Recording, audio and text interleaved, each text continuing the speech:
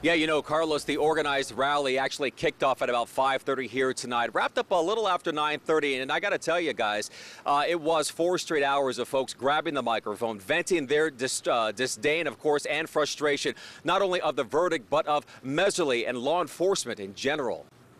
Justice for Oscar Grant! Justice for Oscar Grant! That's been the constant cry of demonstrators out front of the criminal courts building that got louder after 2:10 Thursday afternoon. That's when jurors informed the court clerk they'd reached a verdict. Justice ain't been served by this justice system. The verdict, involuntary manslaughter for Johannes Mehserle, the former Bay Area transit cop who shot and killed 22-year-old Oscar Grant. A young man was murdered, shot in the back in cold blood. From the courthouse downtown, the crowd with a PA system moved to a corner of Leimert Park, where the LAPD maintained an obvious presence. We never expect nothing but a setup from this system. With voices and visuals, they spoke out against the verdict. Involuntary manslaughter is the same thing as getting acquitted, you know. The verdict reached by the 8-woman, 4-man jury after a combined 6.5 hours of deliberation. This is not the first time that we've seen an officer get off so easily.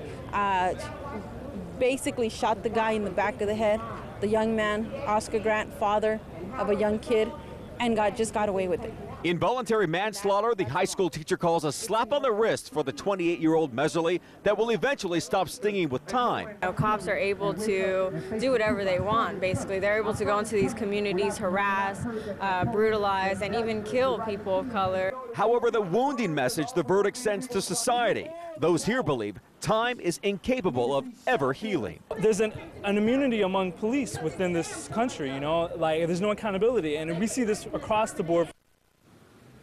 Now at its peak, this rally had anywhere from 70 to 75 people, and I got to say, just based on what we saw here, everything remained pretty civil and pretty calm. Now, the